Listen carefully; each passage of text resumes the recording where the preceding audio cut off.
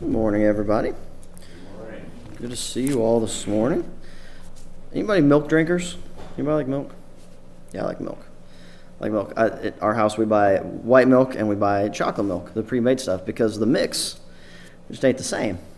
Prairie Farms somehow does it better, which I don't understand it, but it's delicious. This morning, I was thirsty. This morning, I opened the fridge. There's an entire gallon of chocolate milk in there. It hasn't been opened yet. Now, here's the weird thing about me. The expiration date on the milk freaks me out, all right? So the expiration date is the 11th of July. Today's the 8th. In my head, I'm doing the math, right? I'm like, I got to drink all this milk. It's not only is it like I can't drink it past it, I have to drink it by it, like it's a race, right? Like I can drink this faster than it expires. Watch me, right? So the 11th, so I'm doing the math. I had 3 glasses of chocolate milk this morning, so I'm wound a little bit, Because here's the thing, if I don't, on the 10th, I'm going to be like nervous, right? Because I've got to beat it by the 11th. I got to drink that whole chocolate milk, otherwise I wasted like $2.39, right? So I'll be anxious. Anybody get anxious about stupid stuff like chocolate milk expiration dates? Like being late or, I don't know, getting laundry out of that's another thing that bugs me. When laundry's done, it's got to get out of the dryer real quick, otherwise it wrinkles up weird. You got to do that. Those little things like that make me anxious. Anybody else like that? You don't have to confess what they are. I'll say the weird stuff up here. That's okay. I get anxious about weird stuff sometimes, right? Just a little bit on edge, like you got to get stuff done. And there's a lot of stuff in this world that could tempt us to be anxious, right? A lot of things could go on. It could be something silly like an expiration date, but it could be a habit, like you don't want to ever be late. That's not a bad thing necessarily. It could be something bigger. It could be the nation, the economy. It could be your finances. It could be family problems. Right? There are all kinds of things that go on in life that are very easy to get anxious about. And I'm going to say that tempt us to be anxious, right? Because we shouldn't be. We should rely on God and we should, just trust Him in those things. But the reality is that stuff creeps into our head and it gets us to the point where we get started to worry about some of that stuff. And a lot of that stuff that's out of our control, right? We think we can control it. We think we can do something about it, but really we can't. And what happens when we start to get anxious is we start to come up with solutions. Right? We start to seek how we can answer that problem, right? My solution to the chocolate milk thing was to drink 3 glasses of chocolate milk this morning. Not the smartest thing to do, but that's what we do, right? It's like we're in this state of unrest, right? We're uneasy, we don't really know how to feel, and yet we try to come up with a solution on how to solve that. That's what leads people into a lot of different problems, right? If you find somebody who's got money problems, sometimes they'll take weird chances to get themselves out of those money problems, right? They'll do something stupid, sometimes leading them to get into some trouble, right? If you're somebody that doesn't like to be late, you may find yourself speeding more often to get to the place on time just so you can be early there and taking the risk all the whole time to get there. I'm not guilty of that at all. I'm never late, right? Never. We do those things, right? Why? Because we're uneasy with what we think the outcome is going to be. We get in this unrestful situation and we just frantically search for how we can fix this problem, right? Because we're people. And I say all of that to kind of tie into where we're at in Isaiah today. The same thing's kind of happening here in that nation. As Isaiah is speaking to the people, and as we read through what Isaiah wrote to us and what we're going to talk about today in chapters 28 through 31, you'll see that the people were kind of in this weird state of unrest. They couldn't figure out what was going on. They were trying to come up with a solution, and in doing so, they kind of lead to more troubles. Now, if you read ahead in Isaiah, in these chapters, you may have realized that it was kind of hard to follow. Because it kind of was. It's like if you're reading it and then trains of thought like switch quickly and they go all over the place, right? It kind of bounces around a little bit. And the reason for that is, it makes sense, is that this wasn't really all written at one time. Isaiah didn't sit down and write 28, 29, 30, and 31 in that order. That's not how it happened. What happened is Isaiah wrote a lot of these prophecies, spoke a lot of these words, and later on they were gathered up. And in different chunks in Isaiah, it's not really chronologically placed, it's more placed by subject. So what happened here is a lot of Isaiah's prophecies, a lot of Isaiah's words, a lot of Isaiah's guidance are lumped here by this category that we're going to talk about today. So Isaiah at the time may have written one or two verses, or he may have written half a chapter, or maybe a whole chapter, but they're all kind of pieced together here, and it's like a collection of what Isaiah had to say about this subject. So before we really get into it, though, I want to recap kind of where we've been in Isaiah, because it helps kind of to understand what Isaiah is talking about now. So if you remember back in chapters 7 through 12, Isaiah was writing and talking to Ahaz, the king of the day, right? This king was ungodly, and this king was going to get some help and some assistance for the nation from Assyria. And Isaiah spoke a lot against Assyria. Assyria was bad. A lot of things were going to happen. Assyria was going to be destroyed and bring Israel and Judah down with it if the king went and kind of co-opted with Assyria. Okay, so we read that in chapter 7 through 12. And then we got into 13 through 27. We spent a few weeks there where there's prophecies against the nations. Some nations specifically, then all the nations in entirety around the world, and ultimately the judgment of all of the world. But deliverance for those who trust in God. Okay, so that's kind of where we've been. Don't trust in Assyria. All the nations will be judged. God will deliver you. Now we're in chapter 28 of Isaiah, and we see Isaiah speaking now to a new king. This king's name is Hezekiah. Hezekiah is a godly king. He's just really not all that bright. Right? He surrounds himself with people. He listens to people's opinions, but he also wants to follow God. Isaiah is this close personal advisor and counselor and priest here almost for Hezekiah. He's here to give him godly advice. So Isaiah's right there close to him. Now here's where we find Judah in the day. Remember Ahaz. Isaiah said, don't go follow Assyria. Well, guess what? He did. He went and he followed Assyria. He bound with Assyria. He took help from Assyria. And he got safety because of what they did. But what happened is Israel got destroyed. They got wiped out. And Judah now has these heavy taxes and heavy fees and heavy payments that they have to pay to Assyria. And guess what? They're struggling to do that. Can you see kind of where everybody's getting a little anxious? The economy's weak. War is looming. It's about to happen. They're not making their payments to this very powerful nation. People are doing everything they can just to try to survive. That's the state of Judah at this point. It's going into a very bad place. And you've got Isaiah here talking to Hezekiah, and he sees what Hezekiah is thinking. And a lot of Hezekiah's leaders and counselors and close advisors at the time are saying, what you need to do is you need to go to Egypt for help. They'll help you. They've got resources, they've got money, they've got wealth, they can rescue you, they can help defeat these nations that are oppressing us, and we'll be okay. Isaiah's message is much the same as it was to Ahaz. Don't do that. You don't need to go to Egypt to help. That isn't the right way. And he's got this message for him. And that's kind of what we see here in these chapters. It's a bunch of woes and a bunch of advice from Isaiah to Hezekiah saying this isn't the right way. Now, it's very easy to get caught up here in just the historical context and to think this is just a letter from God and Isaiah speaking to Hezekiah saying don't do this. But there's a lot of pieces about God that we can pick up here and a lot that we can apply to our own life, like about being anxious, right? So I want to read a few passages. If you got your Bibles, turn to chapter 30 of Isaiah. I want to read a few verses here that kind of sums up really what Isaiah's message is here to Hezekiah. It's verse 15 of chapter 30 of Isaiah.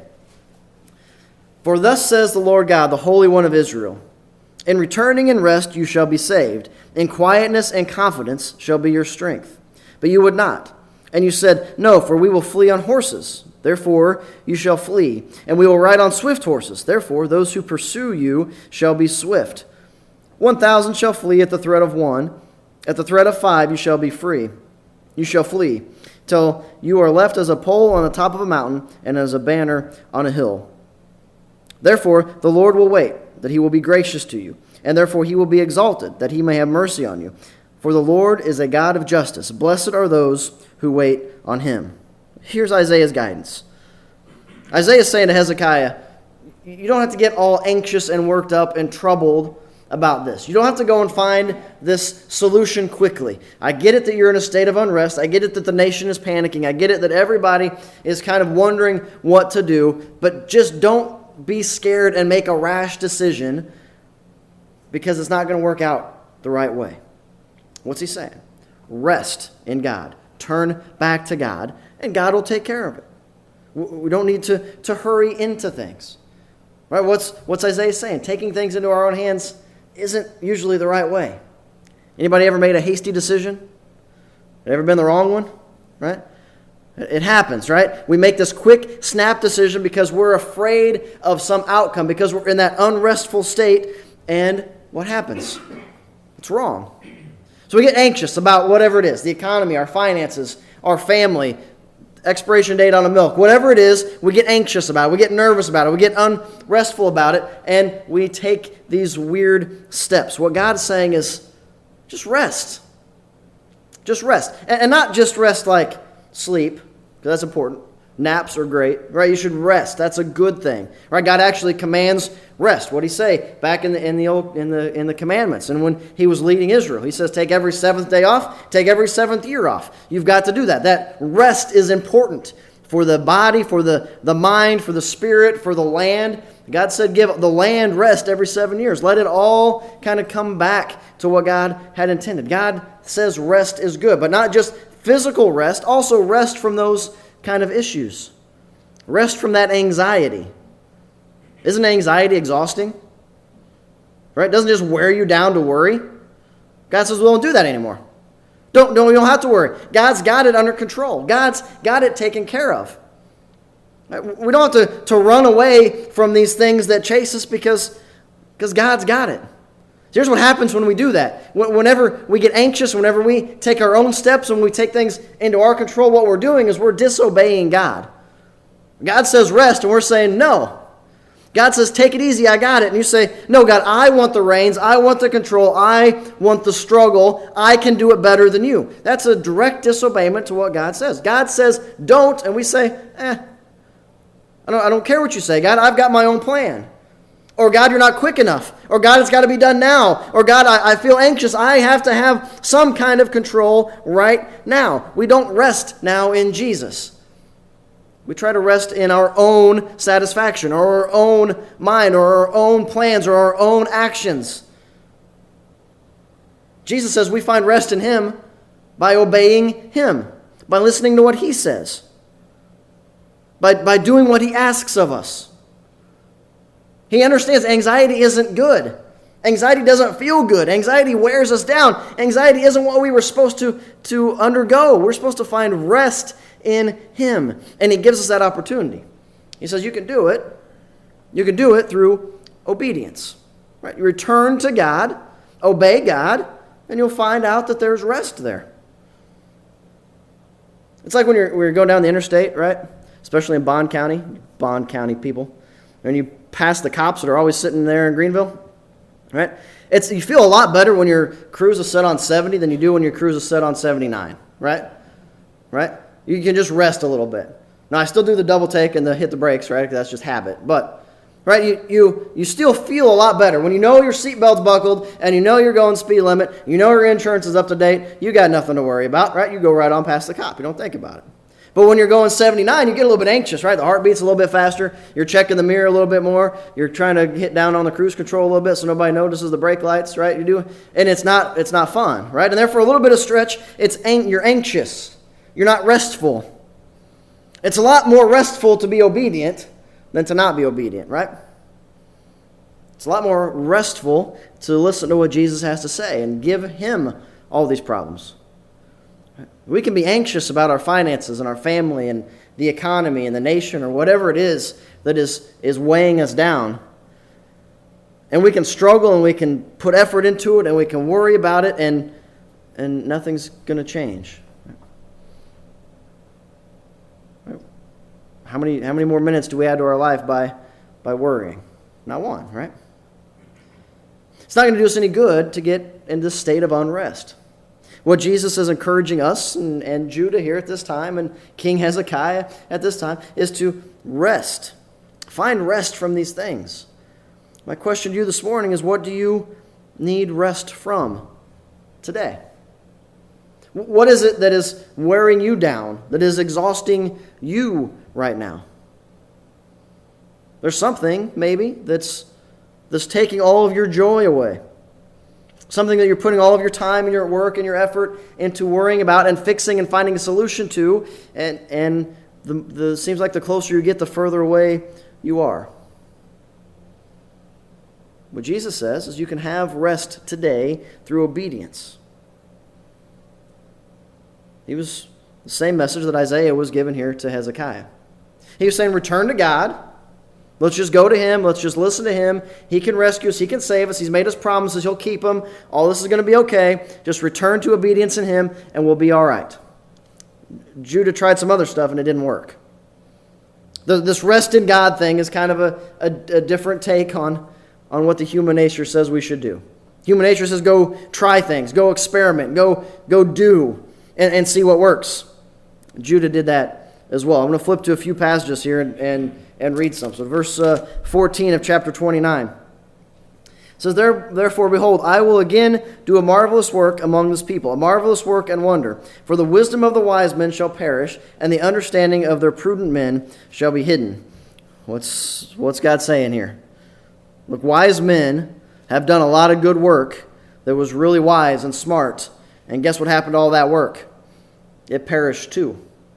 Wise men can build stuff and fancy stuff and good stuff and smart stuff, but even that stuff fades away. It goes away. Right? It does. Wise men invent good things, and it turns out to be not so wise. One of my favorite inventions like that is, and maybe, I don't know, somebody, I'm sure you've all heard of this, the shoe stores used to have the x-ray machine there in the shoe stores, right? You put your foot inside this x-ray machine, and it would take a picture to see where your toes met. Turns out everybody's getting a bunch of radiation in their feet. Not a good thing, right? People come up with these great ideas. These wise men have these great ideas. Guess what? Not so wise when it's all said and done, right? People have been wrong about a lot of stuff. A lot of smart people have had a lot of ideas that have been wrong a lot of time. What God's saying here, yeah, okay, Hezekiah, you've got a bunch of smart people in Judah, and they're saying a lot of good things, and all this stuff sounds very wise, but even wise people have stuff that crumbles. Even the wisest of men have stuff that fades away. So we try on our own wisdom, we try with our own stuff that we understand, and stuff fades away. Look at verse 12 of chapter 30. Therefore, thus saith the Holy One of Israel, because you despise the word and trust in the oppression and perversity and rely on them, therefore this iniquity shall be to you like a branch ready to fall, a bulge in a high wall, whose breaking comes suddenly in an instant. And he shall break it like the breaking of the potter's vessel, which is broken in pieces. He shall not spare. There shall not be found among its fragments a shard to take fire from the heath or to take water from the cistern. Here's something else they tried, right? They tried, let's ignore the word of God, right? And let's trust in this idea of oppression. Let's oppress those who have less or don't have the smartest ideas or who are a different class than us, and here's what's going to happen. We think we'll be better for it. We think we'll be stronger for it. We think that's the great idea, and what's God say? If you do that, all that's going to happen is you're going to fail. Things are going to crumble. Things aren't going to last. You don't trust the word of God. You trust in your own ideas. You trust in your own oppression, and you're going to fall. It just doesn't work. How about this in chapter 30? Woe to the rebellious children, says the Lord, who take counsel, but not of me, and who despise plans, but not of my spirit, that they may add to the sin. Those who walk down to Egypt and have not asked my advice, to strengthen themselves in the strength of Pharaoh, and to trust in the shadow of Egypt. Here's something else they tried to do, right? And this is what Isaiah is basically talking against here in these chapters, is people were saying, go and rely on Egypt. They thought this is a great idea, right? Chapter 31 tells us what they thought. It says, woe to those who go down to Egypt, in verse 1, and rely on horses, who trust in chariots because they are many, and horsemen because they are very strong, but who do not look to the Holy One of Israel, nor seek the Lord. Here's what God is warning Hezekiah about. You can't just go trust in Egypt because they have a lot of horses and a lot of chariots, and because they have a lot of armies, and they have a lot of horsemen, and they have all this strength. You can't just trust in that. and not trust in God. If you do that, then it's bound to lead to some kind of destruction. Because God says in chapter 30 this, in verse 3, "Therefore the strength of Pharaoh shall be your shame, and the trust in the shadow of Egypt shall be your humiliation." Even Egypt is going to fall. Even Egypt is going to fall. Not the most militarily powerful nation in the world today, is it? That's what happens, right? People think that if they trust in this superpower, that there's got to be nothing that can come against it. And that's going to be the solution to all things. What God's saying is you can't trust in these things built by man and trust it to last forever, because everything built by man crumbles. Everything built by man falls. The smartest, the strongest, the toughest, the bravest, the richest, it doesn't matter. It all crumbles. It's only temporary. It's not here forever. The only thing that is everlasting is God. The only one who can be trusted now until forever is God. That's it. God's saying He's the only constant. Right? We get anxious, we get worried, we get all this, and we find faith and trust, and we put it into something that is going to crumble and fall and go away, and then we find ourselves spiraling down into this mess. And God says the only way to get out of that is to trust in the one that's constant throughout that. To trust in the one that's the same, to trust in the one that's always there, to trust in the one that's got the answers through all of that. And the only one that has all of that is God. It's not a person, it's not a wisdom, it's not a bank account, it's not a number, it's not a nation, it's nothing. It's God. It's God. And God knows that. Right? God gets that. God sees His people putting their faith and their trust elsewhere. And remember, one thing about God is He's a jealous God. Right? He doesn't want His attention that's due Him and the credit that's due Him to go anywhere else. Why? Because He knows that it's best for all of His people if they just listen to Him and trust Him and go to Him for those answers. To find rest in Him, not rest in something else that's temporary. He knows that temporary thing that we find rest in will fall out from underneath us eventually, and His people will be hurting. He doesn't want to see that. What He wants for us is what's best for everyone, to find trust in Him. And honestly, I think God gets a little frustrated when we don't listen. Right? Because He knows that's the best for us. And He's told us and He's explained to us and He's pointed out, this is what's the best for you. This is why this is important. This is what you need to do. And then yet we still go off and we do something else. And it frustrates Him a little bit. I know this because I'm a dad of boys. I get it. Right? I like fireworks, right? So we're throwing fireworks in the driveway, smoke bombs, right? What's every boy want to do? Pick it up, right? You got to pick it up because I didn't throw it high enough or far enough, right? Or stand right over the top of this burning flame that's going to go pop or something, right? I don't know how many times I had to tell basically Adam, because he doesn't like to listen, to not stand over the top of the fireworks, right? Over and over and over again. And it's not because I don't want him to have fun, right?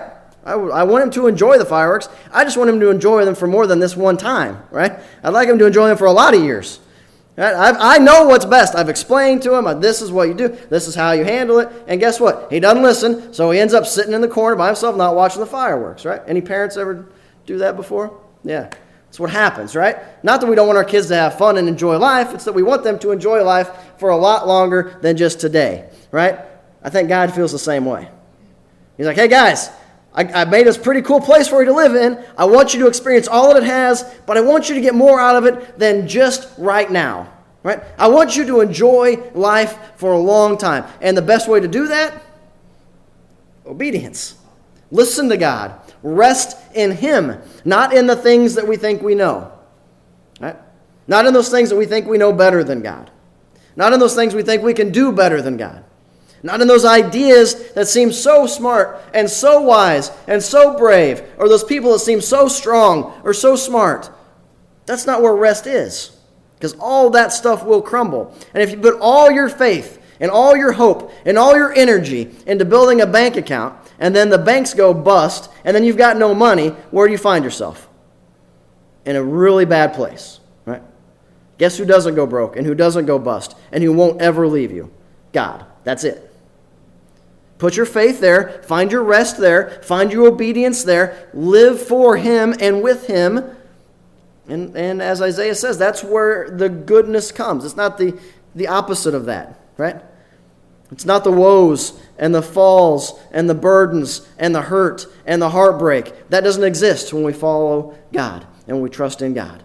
Where we go off course is when we trust in our own thoughts and our own attitudes, and we don't find rest in Him. So what do we need rest from today? What do you find yourself trusting in today that's not God? What is it that's getting in the way of your relationship with your God? Whatever that is, I encourage you to ask God to help you find rest in Him through obedience to Him. Let Him lead you to that point. You find yourself uneasy, find yourself unrestful, you find yourself anxious, ask God to help you get to that point of rest from obeying Him, from listening to Him, from following Him. And He'll help get you there. He'll lead you that direction. That's Isaiah's message here to Hezekiah. All this stuff sure does sound good, King. All this stuff sounds like it's the right answer. And you're going to be very tempted because of the state you're in right now to make a decision in a very quick fashion that seems like a very quick win. That's not the answer. The answer is to trust in God, who will be gracious, who will be there, who will always take care. We've got to trust in Him. That's Isaiah 29 through 31. Here, we're going to skip a few chapters. We'll go to chapter 36. We've kind of covered the others in the last couple weeks. And then we'll get into like the second half of Isaiah. It changes just a little bit. But remember, let's not get caught up in just the words Isaiah is writing just to King Hezekiah. Let's learn a little bit about God as we read through this. And what God's saying to us today is find rest through obedience and let go of all that stuff we get anxious about. Anybody have anything this morning? All right. Let's sing one more song.